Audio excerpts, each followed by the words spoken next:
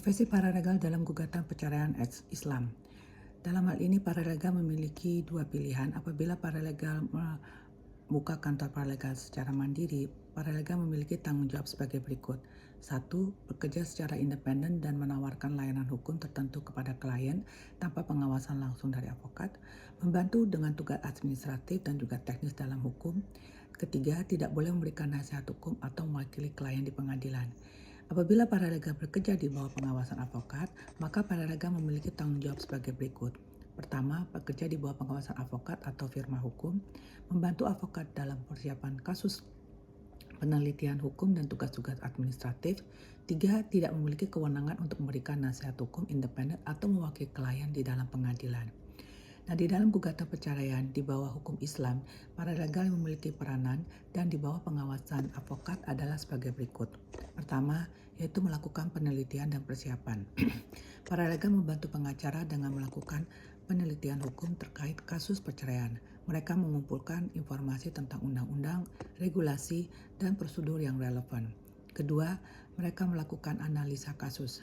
Paralegal menganalisa fakta-fakta kasus perceraian dan membantu mengidentifikasi isu-isu hukum yang relevan. Mereka juga membantu dalam memahami bukti-bukti yang ada. Ketiga, mereka mengumpulkan bukti. Paralegal membantu mengumpulkan bukti-bukti yang mendukung kasus perceraian ini, termasuk dokumen, catatan, atau keterangan saksi. Keempat, koordinasi dengan klien dan pengacara. Paralegal berkomunikasi dengan klien dengan pengacara untuk mengatur pertemuan, mengumpulkan informasi, dan memastikan proses hukum berjalan dengan lancar. Kelima, menghadiri sidang. Paralegal dapat menghadiri sidang pengadilan untuk membantu pengacara dalam persiapan dan mencatat perkembangan kasus. Keenam, melakukan mediasi. Paralegal dapat berperan dalam proses mediasi antara pasangan yang bercerai. Mediasi bertujuan untuk mencapai kesepakatan damai dan menghindari proses persidangan yang lebih panjang. Ketujuh, pendidikan masyarakat. Paralegal dapat memberikan edukasi kepada masyarakat tentang proses perceraian dalam Islam, hak-hak dan kewajiban pasangan yang bercerai, serta alternatif penyelesaian sengketa. Nah, untuk lebih jelasnya bagaimana peranan paralegal dalam proses gugatan perceraian di pengadilan agama adalah sebagai berikut.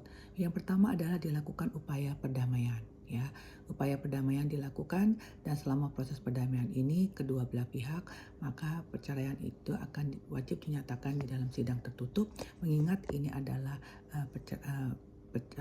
sidang mengenai kasus perceraian Islam, maka dilakukan dalam sidang yang tertutup. Ya, setelah itu baru terbuka. Surat gugatan penggugat yang diajukan dalam pengadilan agama dibacakan oleh penggugat sendiri. Ya, jika tidak terjadi perdamaian, maka pemeriksaan perkara akan dilanjutkan. Apabila terjadi perdamaian, maka akan dibuatkanlah akte perdamaian. Yang kedua adalah pembacaan permohonan atau gugatan.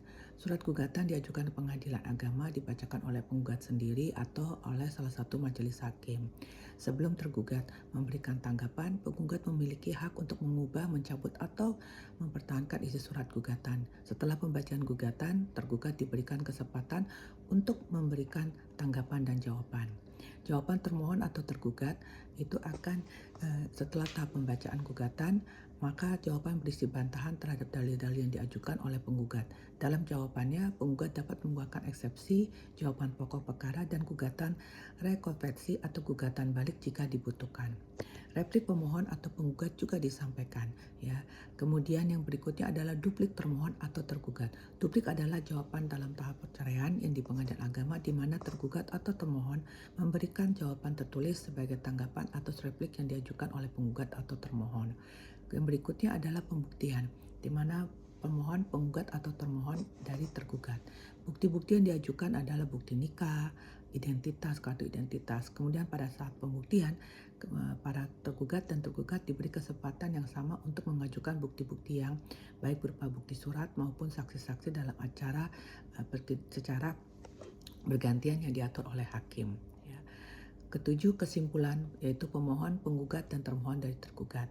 Kesimpulan dalam gugatan perceraian di pengadilan agama adalah tahapan di mana para pihak di mana para pihak tergugat dan tergugat diberikan kesempatan untuk menyampaikan kesimpulan secara tertulis.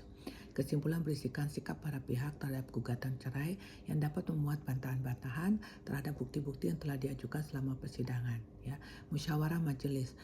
Dalam hal ini, proses gugatan perceraian di pengadilan agama di mana majelis atau akan memeriksa perkara yang melakukan rapat musyawarah untuk menyampaikan pertimbangan atau pendapat masing-masing. Hasil musyawarah akan memberi putusan akhir yang dikeluarkan oleh majelis hakim. Nah, untuk musyawarah majelis hakim ini merupakan tahap yang sangat penting dalam proses perceraian di mana di pengadilan agama di mana hakim-hakim berdiskusi untuk mempertimbangkan berbagai aspek sebelum mengambilkan keputusan. Pembacaan putusan atau penetapan itu dibacakan dalam sidang terbuka. Kemudian juga dalam hal ini apabila putusan hakim telah dibacakan mulai kekuatan hukum tetap, wanita akan memberikan akte cerai sebagai bukti cerai kepada kedua belah pihak. Akte cerai menjadikan alat bukti resmi dalam perkawinan yang bersifat terbuka. Ya.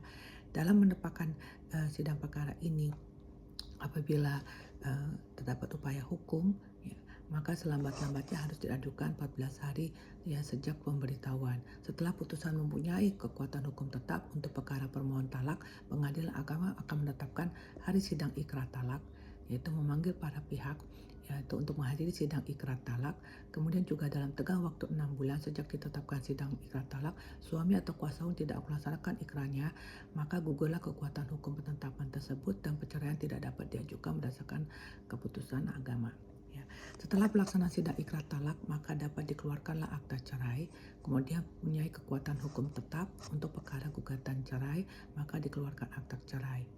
Demikian untuk keterangan mengenai profesi paralegal dalam sidang perkara perceraian Islam. Terima kasih.